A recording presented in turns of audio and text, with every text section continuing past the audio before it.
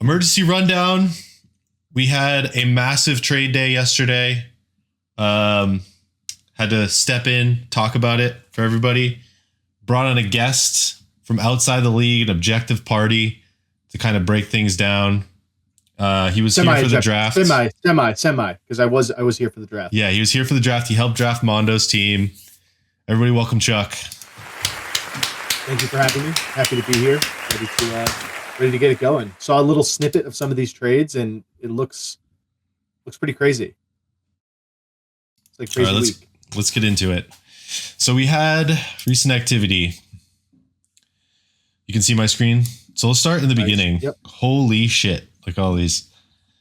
TRADETOBER 16th. This one you could ignore. Michael Carter for Darren Waller. That was a 1 week trade going back. How do you feel about 1 week trades? So are we talking about like trade backs? Is that like the trade for 1 week, then trade back the next week? Yeah. That's dumb. I mean, I don't know how you don't see that as like what's in it for. Do both parties benefit from that? Or yeah, one of them needed a tight end. One of them literally they had the person who got Michael Carter had Bucky Irving hurt. I think he had somebody else hurt. He had Woody Marks on bye. So he literally didn't have a running back. And then he had another tight end, and Darren Waller was an upgrade for the guy who gave him Michael Carter. And so I think the whole trade back thing is like, I don't like it. I think it's like a collusion aspect. I think it's a little bit more palatable because both players needed to do it. So I think that there's like a strategy element to it, and you're kind of skirting the rules a little bit there. I'm all about finding the ways to kind of ride the gray line. But now in my position as commissioner, I don't really like it, you know? So, but how do you, but I get it for both. It's almost impossible to police. I don't know what you would have the authority to do other than making all trades final and not being allowed to trade players back to one another. But I don't know. I don't, my position is like, I don't enforce anything. So if you want to scum him, which the guy who got Waller, Brian, acted like he was going to scum. He did the trade yesterday on Thursday after having the trade back to could have done it on Tuesday. He acted like he was going to scum him, which I don't care. You can do that. Like it's, I'm not enforcing it. There's no, you have to, if you say it's a 1 week trade, you have to do it. I don't care. Yeah. So, I'm all for less government interference. I don't want the big brother aspect. But at the same time, like what are we going to allow people to get away with? I don't think it's especially when you start getting into, let's now put this in a scenario where you have two players that are in a playoff race, or a player who might not be in the playoff race and a player that happens to have a good player. And you talk about doing one of these trade backs to help the guy who is, kind of maybe on the fringe of the playoffs or trying to get a 1 or a 2 seed. And now all of a sudden you're trading a good player from a bad team to a good team to maybe fill like a small blind spot that they have, and maybe still giving the player who's not in the playoff race back a decent player that could just happen to be on their bench. Like in the New York league that we're in, I have a really deep bench. I can get away with trading a bench piece that I potentially don't need. It's not going to affect my week to week. They're not going to start anyway. So you're still technically upgrading the bad team and putting the good team in a position where now they could be having a matchup that could determine, a 1-2 seed or even a 6-7 playoff picture. And then you're just going to trade it back before the playoffs. I don't know. I just think that you open yourself up to some exposure. There's a trade deadline. So like something. Oh, you guys have a trade deadline this week? Yeah, we have a trade deadline. But I don't see that happening. What? I don't remember. I don't remember. But I don't see that happening as much as like the only situation I could see kind of like that gets kind of screwy is like if say that you are on the bubble, there's another team on the bubble.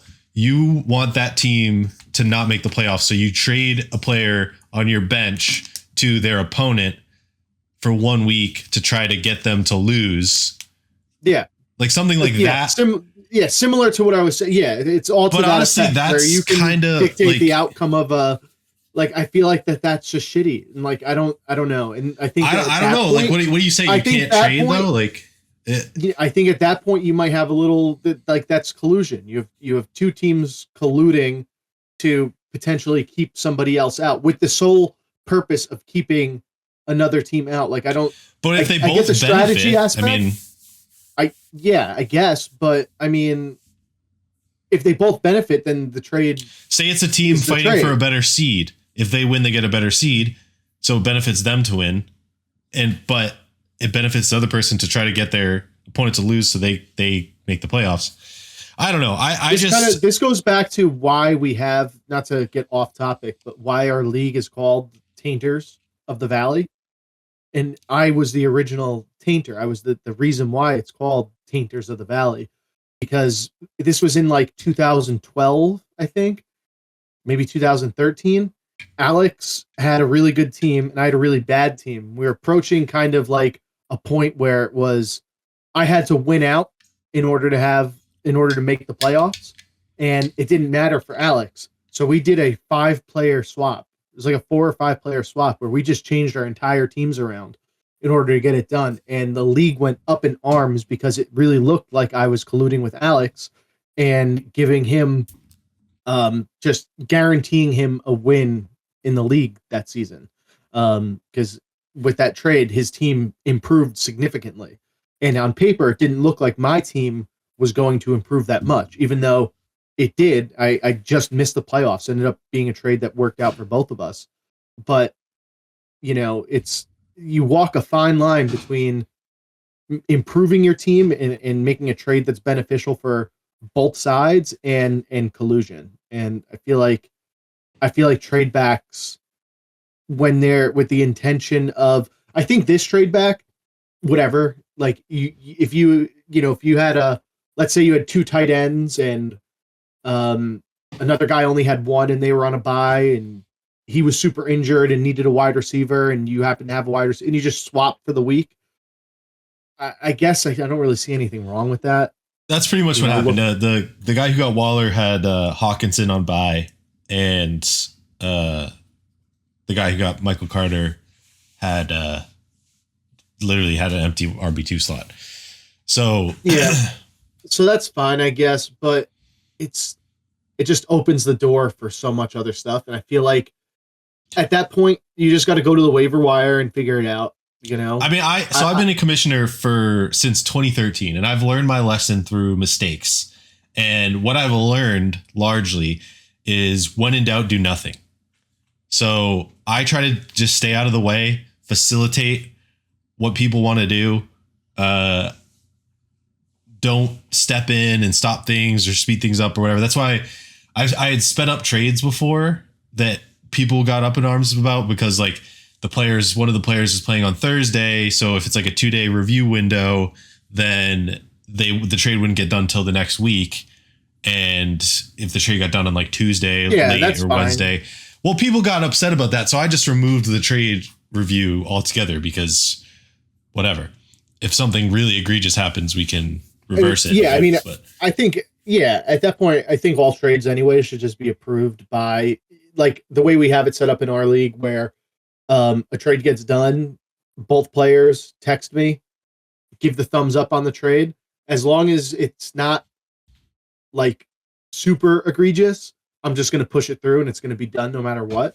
If I feel like there is a weird, maybe collusion aspect, or it's just not a balanced trade, somebody's getting like absolutely fleeced for some reason, even though everybody pays attention, nobody's really going to get fleeced, but the only reason somebody would get fleeced is if there was collusion. Then we put pump the brakes a little bit and start looking at it from, I'll ask for everybody's input and then maybe go outside the league to see what other people would think too, with some of the other context maybe. But, I think like GAs for the most part is just let the players police themselves If you're going to make a deal with somebody, especially when we had this conversation with, questionable injuries and stuff like that. I don't want to get involved, and I don't think a commissioner should get involved in that. Let the two players make a deal, and if the other one wants to be a scumbag, then they're just a scumbag. You just, at that point, it's GAs, and let the people be the people. All right, so let's we spent long enough on that, so let's get into the trades, the real ones that happened. So we start off with Tom trading Jameson Williams and Travis Etienne for Dallas Goedert and David Montgomery. So before we look at the teams on paper, I think that's fine. Jameson Williams is huge boomer bust guy this year. I think he's had one good week. That's always how he's been. Yeah. I think even more like last year, I think he was decently getting those big plays like on a regular basis. And David Montgomery is kind of the same thing. Yeah, exactly. It's touchdown dependence. I feel like Goddard is a more consistent. I don't really see anything wrong with that trade. No, it's a fine trade. You got wouldn't raise any red flags on paper. Absolutely, on paper for the players involved. Travis Etienne lower floor lower ceiling than David Montgomery has. Probably a bit of a higher floor. Dallas Goedert has been consistent, but so first of all, we look at this is New York Al's team after the trade. Travis Etienne. So he's traded again. So this isn't even what his team looked like after the trade. But this is his team now. I mean, whatever. Well, I was more. This is the guy who got Dallas Goedert. Are you guys full point PPR in this? Half point. I'm going to put that to a vote next year. We might go full. But look at this is the guy who got Dallas Goedert. Harold Fannin without what's his name? Brock Bowers. And did he trade Kincaid? He had Kincaid at the time. Oh, so no, he's on IR. Oh, he's on IR. There he is. He's out. Kincaid, Fannin, Bowers, and now Dallas Goedert. Why the fuck do you need 4 tight ends? Yeah, carrying 4 tight ends is wild. Having 4, you got to. Brock Bowers is out. Questionable. And out. Kincaid is on bye as well. But Harold Fannin, he needs a 1 week guy. Harold Fannin without Njoku is fine for a week. You don't need to make a trade to get another tight end. No. I know. It made no sense to me. He was running 12 personnel when he made the trade. He had a fucking tight end flex.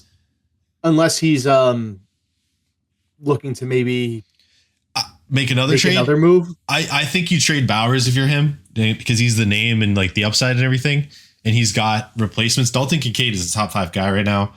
I think Fannin is fine. I think if anything, you trade, like you said, Brock Bowers, or even just don't let Goddard unpack his bags. Just keep it moving. Maybe try and put him onto somebody else. Yeah, I mean the trade on pay, just looking at the names, whatever. Could you go back to the rest of the team? Can you scroll up a little bit? Oof. He's got CD coming back this week, which is good. I'm playing him this week. He had Jalen Hurts starting. I said in the previous rundown. I listened. You said Dak Prescott if CD comes back. Would you agree with that? I think Dak is the play here. Yeah. Over Jalen Hurts. 1,000%. Jalen Hurts, I fucking hate Philadelphia. So not as much as Boston, but I hate Philadelphia. But he can upgrade at Cooper Kupp, wide receiver 2, Tony Pollard.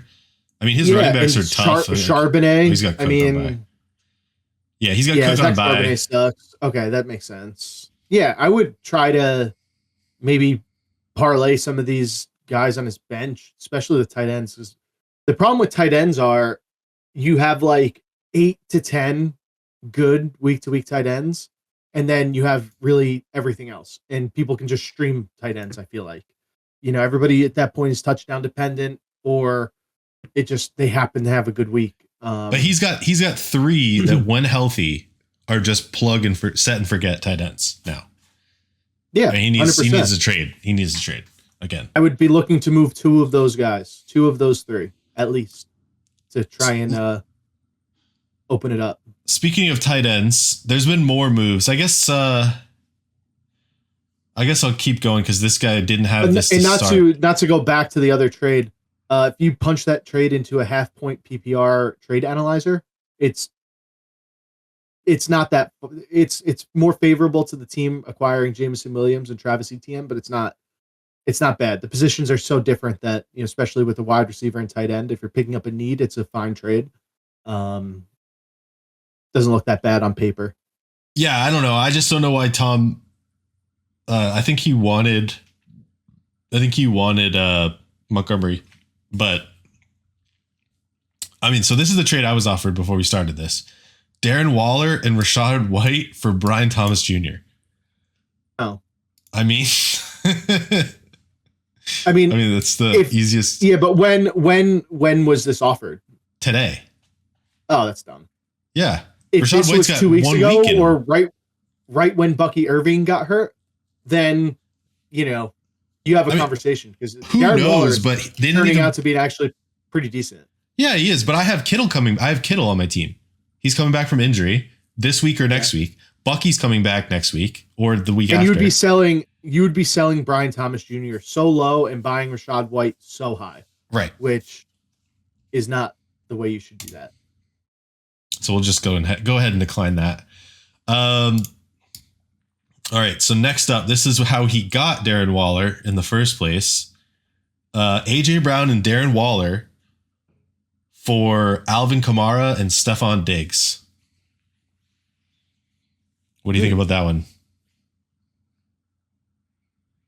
I think that's an interesting one. I think you're selling AJ Brown low. I think you might be buying Stephon Diggs. I don't know. I feel like Stephon Diggs I think his upside is out of control with the Drake May effect. I think that there's a really high upside for him. And I'm a Stephon Diggs hater just because he's always been on teams that, go against my team. So I don't like him, but I think for fantasy, he's good. I think the Drake May effect is real. And I think that the Patriots are going to, start to really develop that offense. And I think he's going to be a really big weapon on it. Where AJ Brown, I don't know. I have him on one of my teams in my fantasy leagues. And I like when he has a good week, it's a great week. When he has a bad week, it's bad. So you don't get like those 15-point weeks from AJ Brown. I feel like you're getting like 25 to 30, or you're getting like 4. Yeah. He gets targets. He's had consistently high targets. There was that one last week where Hurts threw the pick, and then they had AJ Brown in the end zone wide open that they didn't throw to him. So I said, I like Darren Waller. I think Darren Waller is there's a chance for him to really have a good back half. I have him again in one of my other leagues. Happy with it. I don't feel the need to try and upgrade the tight end position because of him, even though the projections are always super low and they don't really give him his flowers, but he'll come in and he has good, what has he been 2 weeks now? He's put up decent points. So the guy who traded AJ Brown, this is him right here. 1-5. You got to just do something. I feel that he's got to do something. He's starting Bryce Young because he has Lamar. He's been riding Bryce Young for a few weeks. Great week to start him. He's got Rashee Rice though, so there's a good meme. I feel like the Rashee Rice hype is crazy right now, and I hate it because I'm starting him this week in New York League, and I've been stashing him on my bench, but now it's just all the reports, in and out of the locker room. He's going to get fed. He's going to get targets. He's going to get the ball thrown to him a million times, and it's just like, I feel like it's like a stock tip, when people are telling you about a stock, it's too late. And I hate that. So he would be starting Woody Marks without this trade. He'd be starting Woody Marks and Quinshon Judkins. I don't hate that team. Back. He's going to get Bucky back. Yeah. That's a team. Who is he playing this week?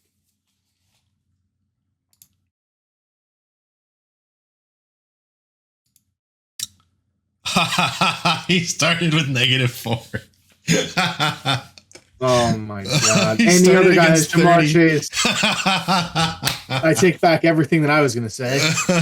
His week is chalked. He's gonna be 1-6. I didn't even notice the Steelers' defense. I wasn't even paying attention to that. -4 to 30 to start Steelers the defense. Steelers defense didn't have a sack. No, they did. They definitely did. Oh, they did. Oh, it doesn't show it on the stats down here. Yeah, they definitely did, but Okay. it was just a fucking points fiesta there. Oh, that's yeah. funny. I didn't realize that. We got to start the comeback at 1-6. Yeah, you gotta start. I don't know. This week's chalk. That might be too late. He's projected to not break 100. I don't know. Well, Rashee Rice and then Xavier Worthy on the other side. You think the Jets are gonna? You think the Jets are gonna run up the score on the Panthers here? He's starting the Panthers D. I don't know. I'm done talking about this terrible team and terrible. I don't want to get into it on here, especially with all the Boston fans here relishing in my misery. This team here, he might have the best team. He upspent on he did the Bijan Jamar Chase. Is this the guy that spent like $80-something on Bijan? On Bijan and Jamar Chase, yeah. And it looks to be paying off. I mean, he's got depth too. He's got Warren on his bench. This is a good team. An insane, just great foresight grabbing Ferguson, because I feel like coming into the season, people weren't very high on him. That was probably a waiver pickup. Yeah. $0 waiver pickup. He was drafted by $1 from the guy who's playing. But he's got Sam Laporta too. But yeah, that's why he traded Waller. So that's him. And then this is the team who received AJ Brown, looking fucking tough. But good for me. I beat this guy last week and the guy who's got Chase and Bijan the week before. So I got two tough. Did you trade Chase Brown? Did you have Chase Brown? No, I didn't have Chase Brown. That was Al. So he's made another trade. This guy, we don't even look at his. Let's wait to look at his team because he's made another trade. Okay. Which is, I think we're getting here. No, this is okay. This is Mondo trading. This is a big one. Mondo traded Matt Stafford, J.K. Dobbins, and Chris Olave for Nick Chubb, Tet McMillan, and Josh Allen. Or no, Mondo sent those. Yeah. Reverse. Sent those away. Mm-hmm. I think this is a clear Little Piggies won this one. So Mondo got. I have it up right here. Actually, I have it on my phone. I don't know why his name says Otto there. What does that mean? I mean, maybe I fucked it up because I sent the invites out. I might have fucked this whole team up. Imagine it starts making a bunch of trades. That's just like drops. Honestly, it can only go up. So Mondo acquired Matthew Stafford, J.K. Dobbins, and Chris Olave. Yeah, and these guys are both lower down. Mondo is 2-4. Little Piggy's 3-3, so he's right in the mix. He's just lower points for, so he's down there. But yeah, Mondo's 2-4, part of the 2-4 squad. Yeah, Mondo. Yeah, what does the trade analyzer say? I can punch it in. Let's find out. I mean, Nick Chubb for J.K. Dobbins. So many moving parts. Yeah. I think it's like basically it's Josh Allen and Tet McMillan for Chris Olave and J.K. Dobbins. And then Nick Chubb and Matt Stafford just kind of like extra pieces, whatever replacements. I think Tet's got upside. I think the Panthers are getting it together. Yeah, the team. Yeah, this is woof. Favors team one. So Josh Allen, T-Mac, and Nick Chubb is favored on this by. It's almost 2-1. Wow. So because if you use the trade calculator, it issues a value score.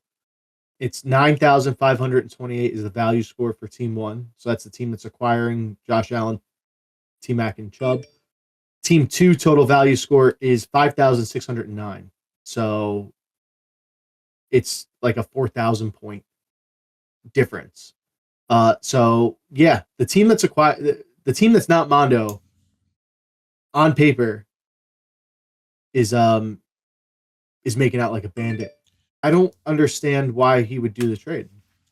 He needs a running back. Mondo needed a running back. He's got Brees Hall. What's his team? Yeah. Look at his team. He literally doesn't have one. Who go to the waiver wire? Who's on the waiver wire right now? I mean, it's 12 teams, not much. Yeah, but there's always somebody. Sean Tucker. Jeremy McNichols. That's a fine plug and play. Like he's not. But he's plugging. But he's not. He doesn't have. It's not a buy situation. He's starting Kareem Hunt every week. Like it's not a buy. He doesn't need a 1 week fill in. He needs somebody to start.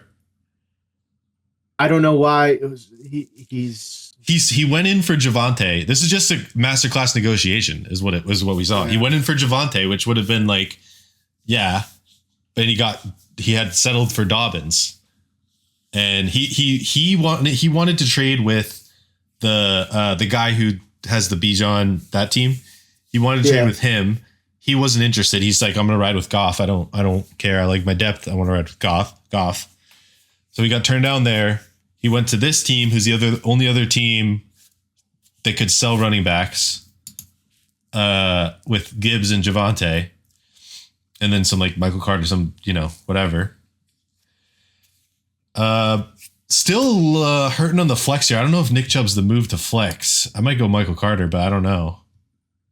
1,000%. He did okay last time he played. He got a touchdown, I guess. Against Baltimore, though. He's got Bam Knight and Michael Carter, so whoever pops there, he's got him. Even Luke McCaffrey with Sterling Shepard is not a bad start either. Yeah, Sterling Shepard with actually that's gets a ton of targets. But it's half point PPR, so running backs are a little bit more valuable. I guess that's true. Yeah, But I mean, this is a scary top five. Or when Josh Allen goes in there, it's a scary top five. Yeah, no, that's a really good team. JSN, Tet, Javonte, Jahmyr Gibbs, and how Josh many? Allen. What's their record? What's 3-3 right now? So he's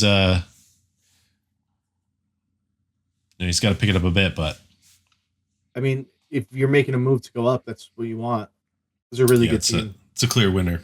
Not getting Javonte, kind of a bag fumble. He needed, but he was desperate. I mean, he's rolling Kareem Hunt out every week with no move. Yeah, sometimes you gotta go to the well and get a little bit more creative. Sure, I could have done something, I guess. I could have maybe moved another decent running back that you don't have to give up so much for. Yeah. Ramondre Stevenson. And I'm not super high on Josh Allen anyway, but he's just like projected QB1 though. Yeah, he's always gonna put up points somehow. I'm a big T-Mac guy though. That sucks. I like I would have wanted to keep him, especially because I think I drafted him for this team. Oh, really? What other trades? So the last trade is they just kept getting bigger because I feel like this was the biggest. Nico Collins, Chase Brown for Ladd McConkey and Kenneth Walker. Big names. That's a big name swing. This is Corinne Hall Towers is Al, New York Al. Alex traded away. He traded away Chase Brown? Yeah, he traded away Chase Brown and Nico for Ladd McConkey and Kenneth Walker. I feel like Al loses that one too. I feel like Dave's team, he made a bunch of moves, came out on top on both of them.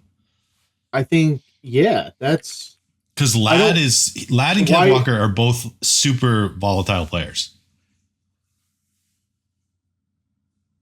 Yeah, especially with Quentin Johnson becoming kind of like actually a good. And Kenneth player. Walker is a full committee running back, which is bananas because I mean he's better. I touched on this on my pod.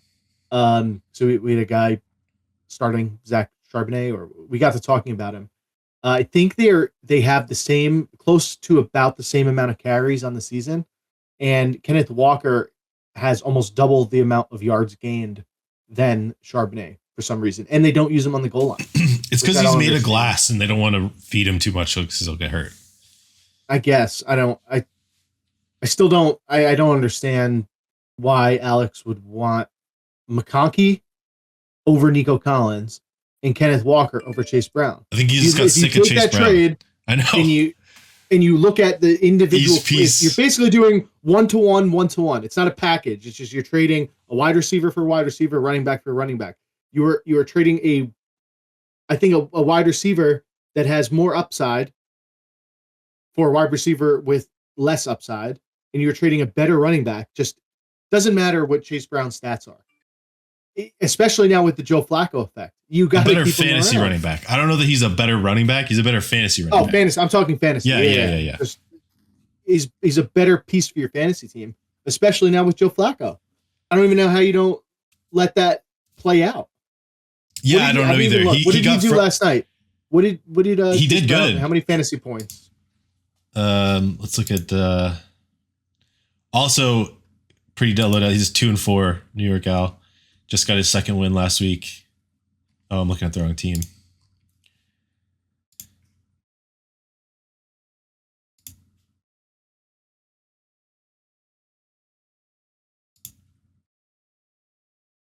$11, solid, second best of the year since week 1. Best since Burrow's been gone for sure.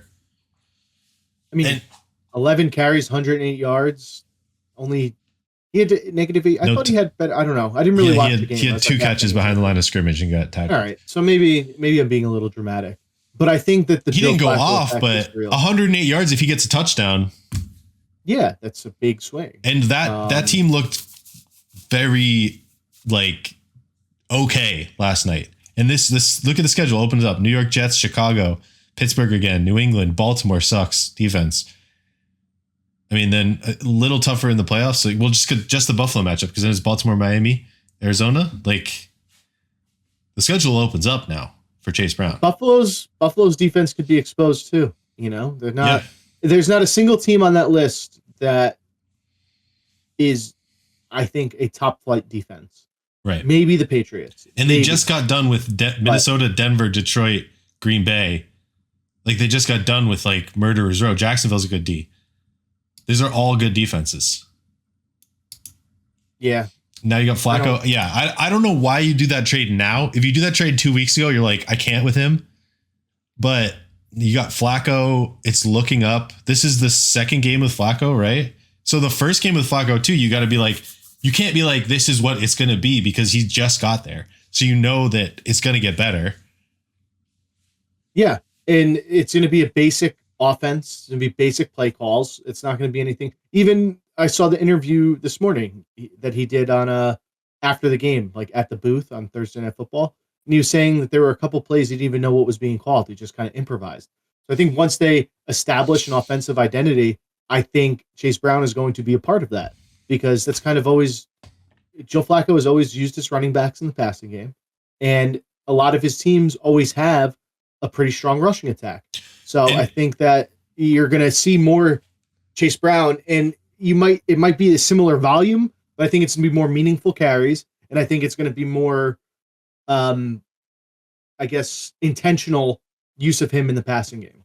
And Chase Brown dropped what would have been a 20-yard gain too yesterday. Yeah. So that would have been another it's a 2.5 points at least. And this team is terrifying. Once Egbuka comes back, look at that. I mean, it's terrifying. This starting lineup, while healthy, Herbert, Jacobs, Chase Brown, AJ Brown, Nico Collins, Tyler Warren, Egbuka. Terrifying starting lineup. Yeah, that's a really good team. And what is the record of this team? 3-3? 3-3 also, yeah. Everybody in your league is 3-3. That's great. Yeah, it's a lot of. And then now, new look, New York Al. With the Kenneth Walker, Travis Etienne. Okay. Sorry, Rams and Chargers. Different. I thought for a second. Yeah, it's still just a decent team. It's not a bad team. But okay, so I just imagine don't know this if you're team improving your team. Imagine this team with Chase Brown and Nico Collins. I mean, that's what it was. I don't know why you needed to change that. And what was the original trade where how did he acquire Jameson Williams? I forget. What did he do for that? He did that was David Montgomery and Dallas Goedert. Right. I feel like that was enough. Mm-hmm. I feel like you kind of go to the well too many times. I feel like because that trade he didn't have a week with the new look Al, right? With the first trade, he didn't have a week. Both yesterday. Yeah, I mean, he traded like the same position group like twice, right? Or no, he traded running back for wide receiver. And Dallas Goedert was on his bench. He didn't need him. So got it. Yeah. No, I mean, this is a downgrade, I think, just straight up downgrade. Travis Etienne, I think, is probably a bit. I haven't looked at him at all. Not so great now or lately. Still getting decent carries, decent work. I mean, it's definitely a starter. He's going to be in your lineup every week. Better than. Yeah, but who did they just play? They played the Chiefs. Yeah. Right. All right. Decent rush defense. And then, but this Kenneth Walker, I don't think that this. He can get you 3 points, 4 points. He can do this. Like that could be not every week. It's not going to happen every week, but it will happen. Look at the carries and look at the touchdowns. He's very touchdown dependent. Yeah. And then look at the. I can't see the targets, but 1 catch for 6 straight weeks, 5 straight weeks. That's not great. So he's not getting used in the passing game, and his volume. Only target for 3 yards last week. Yeah, that's not ideal. And what does it say about Zach Charbonnet there? Yeah, Charbonnet's workload. He's getting more workload. 2 fewer carries than Zach Charbonnet. It's a full committee. I don't like that. Yeah, I don't know. Dave, I like Kenneth Walker. I like my Seahawks. He's a great player, but we're talking about fantasy football. If you're building an NFL team, I'd rather have Kenneth Walker than Chase Brown on it. But that's not what we're doing. I could see that. That's a fine argument. Yeah, no, Chase Brown way more valuable in fantasy. It's not close. I don't think it's close at all. I also get Alex's perspective. You are 2-4, back up against the wall. You have to do something. It's not. But he already did something. He did something. I agree. I like the first trade, even though it's not as favorable for him. I think he was still losing on that trade a little bit, but I like the shakeup, especially because he's getting rid of a position group he doesn't need. And he's acquiring something of value.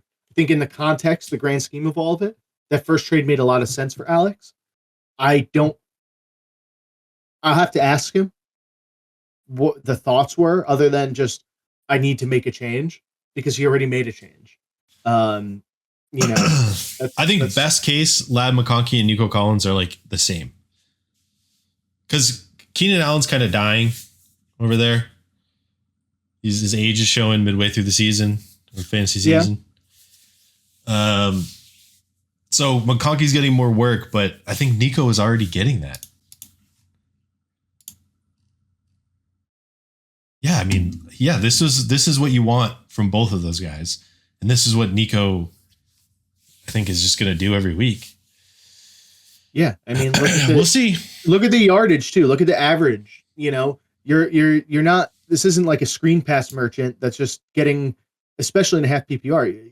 You're getting looks, kind of deep looks, getting plus 10-yard looks. What was Nico Collins was averaging like 13 yards? Yeah, like that's his low watermark, is a 13-yard average per reception. So I think that plays a big part too. Nico Collins is getting the ball down the field. Ladd McConkey kind of, I don't even want to call him a possession receiver, but I feel like he kind of gets the ball a little bit more inside the sticks, kind of running a lot of those mesh routes and stuff like that, where Nico Collins is kind of your downfield threat, middle of the field, push the ball down the field. And that's what you see in the averages there. And touchdowns too. Similar targets. Oh, I didn't even think about this. Huge. Nico Collins is passes by. You get a full extra game out of Nico Collins. It's a great point. That's a great point. So now Alex is basically going to have to punt 1 week unless. Yeah, week 12, now he's got another bye that he has to deal with. He's already dealt with Nico Collins' bye. Now he's got to deal with another bye. Yeah. It's not great. Not great foresight from Alex. And to be honest, I don't know if I would have even caught that.